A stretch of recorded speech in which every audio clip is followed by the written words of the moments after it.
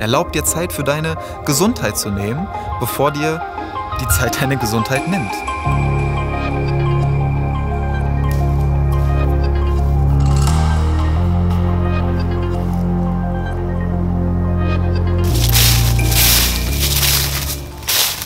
Pausen machen, dir selbst eine Auszeit gönnen und einfach mal Ruhe zulassen, dir das zu erlauben. Wie gut kannst du das? Das habe ich mir fast gedacht, denn mir geht's genauso. Mal geht das besser, mal tun wir uns extrem schwer damit, weil es auch einfach von der Gesellschaft, von unseren Eltern, von unseren Freundinnen und Freunden, dass wir das so beigebracht bekommen haben. Erst die Arbeit, dann das Vergnügen. Du kannst dir eine Pause gönnen, du kannst die Ruhe gönnen, wenn du was geleistet hast. Du musst immer erst irgendwas schaffen, irgendwas leisten, damit du dir dann auch eine Pause gönnen darfst. Damit du dir dann eine Auszeit oder eine Rauszeit gönnen darfst. Und da möchte ich dir gerne ein paar Impulse mitgeben, die mir immer wieder helfen, genau solche Pausen, wie hier jetzt gerade im Wald, ganz gezielt in meinen Alltag einzubauen. Und ich freue mich sehr, dass du heute wieder ein Teil meines Waldspaziergangs bist. Danke, dass du hier bist. Warum geht es heute um das Thema Pausen machen, um das Thema Ruhe gönnen? Vielleicht hast du dir diese Videos hier schon angeguckt. Ich verlinke dir die nochmal. Ich spiele auf das Thema Rheuma und die Rückenprobleme an. Denn ich durfte im letzten Jahr und speziell auch in den letzten Monaten nochmal ganz gezielt in das Thema Pausen reingehen und in die Verbindung zwischen Körper, Geist und Seele reinfühlen. Und habe da immer wieder feststellen können, dass mir mein Körper Signale sendet von der Seele, von dem Geist, wenn ich mir Ruhe gönnen soll, wenn ich mir Pausen gönnen soll und wenn ich mir eine Auszeit, eine Rauszeit nehmen soll. Meine Beobachtungen sind, je früher ich diese Verbindung herstelle, je öfter ich mir gezielt Pausen gönne und die fest in meinen Alltag einplane, desto weniger oft treten eben diese Schmerzintervalle auf. Mal gelingt mir das gut, mal gelingt mir das weniger gut. Gestern war wieder so ein Tag, wo es mir weniger gut gelungen ist und ich wieder einen schönen Schmerztag hatte. Ja, war nicht so geil, aber ich habe das jetzt mal als Anlass genommen, um euch diese Frage gestern zu stellen, wie gut euch das denn gelingt, diese Pausen zu nehmen. Und die Antworten waren ziemlich gemischt. Entweder es gelingt euch sehr gut oder es gelingt euch genauso wie mir mal gut, mal weniger gut. Oder aber ihr merkt es immer erst, wenn es zu spät ist. Und da möchte ich heute gerne so 1, 2 Impulse setzen, die mir in den letzten Monaten sehr, sehr geholfen haben und auch aktuell immer noch sehr, sehr stark helfen, die mich immer wieder begleiten, um diese Pausen gezielt einzusetzen, damit es eben gar nicht erst so weit kommt, dass du völlig außer Gefecht gesetzt bist. Was ist denn, wenn ich das immer erst merke, wenn es eigentlich schon zu spät für die Pause ist? Für genau diese Antwort hier. Ich möchte dir da gerne einen Trick mitgeben, der mir immer wieder hilft. Und zwar ist das ein kurzes Innehalten. Ich mache das gerne an unterschiedlichen Augenblicken, 5, 6 Mal über den Tag so verteilt, dass du kurz innehältst, mal die Augen schließt, tief durch die Nase einatmest, durch den Mund aus und mal kurz reinfühlst. Wie fühlt sich dein Inneres gerade an? Hast du irgendwo Verspannung? Ist vielleicht dein Nacken verspannt? Hast du einen Druck im Kopf? Hast du eine Schwere auf der Brust? Wie fühlt sich dein Magen gerade an? Wie fühlst du dich innerlich? Bei dem ganzen Lärm außen geht das schnell mal unter oder wird überschattet. Dann fühl einfach mal rein, wie du dich gerade so anfühlst. Leg dazu auch gerne eine Hand auf dein Herz und spür einfach mal nur rein.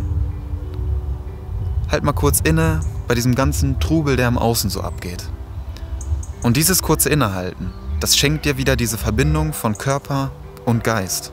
Du stellst diese Verbindung her, du checkst kurz ein und fühlst mal rein, okay, wie fühlt sich das gerade an? Brauche ich vielleicht eine Pause? Habe ich irgendwo Schmerzen oder Verspannungen, die mir signalisieren wollen, bitte gönn dir Ruhe, bitte gönn dir jetzt eine Pause. Und dann kommt ganz oft dieser Satz rein, Niklas, ich kann mir das jetzt gerade einfach nicht erlauben, eine Pause zu machen. Ich habe gerade keine Zeit dafür. Ich muss jetzt produktiv sein, ich muss das und das machen. Ja, glaube ich dir, verstehe ich selber total gut. Wir haben alle irgendwo unsere Aufgaben, unsere Herausforderungen, unsere Dinge zu erledigen. Aber frag dich bitte mal Folgendes. Glaubst du wirklich, dass du ernsthaft produktiv bist, wenn du schon voll überlastet bist?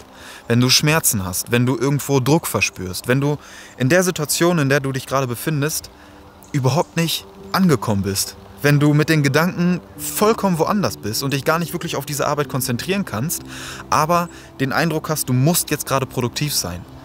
Wie produktiv bist du dann wirklich?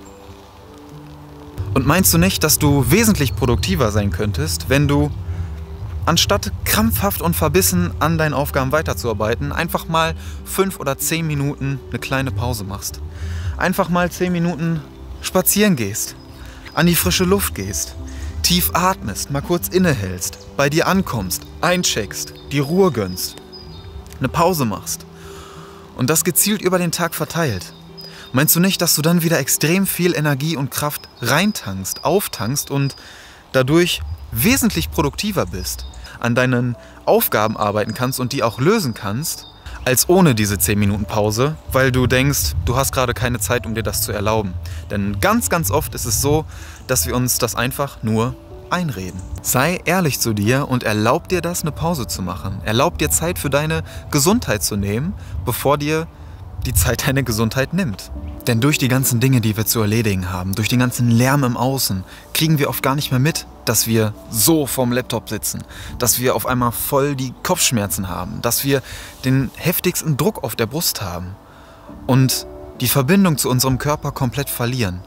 Deswegen ist es umso wichtiger, dass du einfach mal kurz innehältst und diese Verbindung ganz gezielt wiederherstellst, damit du überhaupt mitbekommst und realisierst, was in dir gerade los ist. Also bitte, mach Pausen, bevor du sie brauchst. Bevor dein Körper nach dieser Ruhe schreit, bevor dein Geist nach dieser Ruhe schreit und bevor deine Seele nach dieser Ruhe schreit. Gönn dir diese Pausen und stell dir da gerne folgende Frage. Kannst du es dir leisten, keine Zeit zu haben für Pausen? Kannst du es dir wirklich leisten, dir nicht diese Zeit zu nehmen, dir Ruhe zu gönnen und Pausen zu machen? Sowohl auf der körperlichen, auf der geistigen als auch auf der seelischen Ebene. Lass die Frage gerne mal sacken und schreib dir deine Antwort dazu auf. Ich persönlich kann mir das nicht leisten. Ich habe mir das früher sehr, sehr oft selbst eingeredet, dass ich gerade keine Zeit habe, eine Pause zu machen, weil ich sehr, sehr viel irgendwie um die Ohren hatte, Studium, Arbeit, alles irgendwie gleichzeitig und habe mir dann immer so gesagt, wo soll ich jetzt noch eine Pause machen? Wo soll ich denn jetzt mal eine halbe Stunde in den Wald gehen? Ich muss noch das und das machen. Aber meistens ist es so, dass wir uns das einfach selber einreden. Du bist wesentlich produktiver, wenn du dir die Zeit nimmst für eine Pause, bevor du sie wirklich brauchst. Und das mag kurzfristig erstmal ein bisschen unangenehm sein. Das ist eine Aufgabe, eine Herausforderung, das dann wirklich auch durchzusetzen und umzusetzen. Aber langfristig gesehen gibt dir das so viel mehr Lebensqualität und Freude und Energie und Glück zurück. Und ich wünsche dir ganz, ganz viel Spaß dabei. Bedanke mich bei dir von Herzen, dass du mich hier heute wieder auf meinem Waldspaziergang ein kleines Stück begleitet hast. Ich wünsche dir ganz viel Spaß beim Ausprobieren und mich würde hier sehr, sehr interessieren, wie gut dir es gelingt, Pausen zu machen und wie du dich selber, wie gut du dich selber kennst. Wie gut es dir auch gelingt, diese Verbindung zwischen Körper und Geist herzustellen oder welche Techniken, welche Tools du mir auch noch mit an die Hand geben kannst. Ich freue mich auf deine Nachricht, auf deinen Kommentar, freue mich, dass du hier am Start bist und wünsche dir einen wundervollen Tag und ganz viel Spaß bei deinem nächsten Waldspaziergang. Dein Niklas. Ciao. Und die Energie der Natur ist immer wieder magisch, für mich zumindest, um dieses innere Ungleichgewicht, in dem du dich dann befindest, wieder ins Gleichgewicht zu bringen. Hilft mir jedes Mal. Ich war noch nie im Wald. Vielleicht kannst du das für dich mal überprüfen. Warst du schon mal im Wald und hast danach gesagt, boah, das war jetzt irgendwie Kacke? Das hat sich so gar nicht gelohnt. Immer wenn ich im Wald bin oder wenn ich aus dem Wald auch rausgehe, fühle ich mich danach einfach aufgeladen. Einfach glücklich und froh. Weil, ganz ehrlich, wenn du so eine Kulisse hier hast, da kannst du doch nur glücklich sein. Ich habe vor ein paar Tagen ein sehr schönes Zitat dazu gelesen. Ich verstehe nicht, wie du an einem Baum vorbeigehen kannst, ohne glücklich zu sein. Und das stimmt zu 100% mit meinen Gedanken zu diesem Thema überein.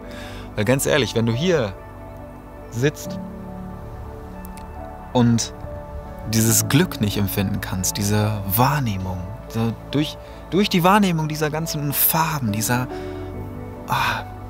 ganzen Atmosphäre hier, da kommt so ein inneres Glück, so eine Klarheit, so eine Ruhe in mir auf, die mir dann wieder das Gleichgewicht schenkt und die Pause, die Zeit für mich, diese Ruhe, die ich mir dadurch gönne, auf jeden Fall wert ist. Es ist so wertvoll, dass du dir diese Zeit nimmst. Nimm sie dir bitte.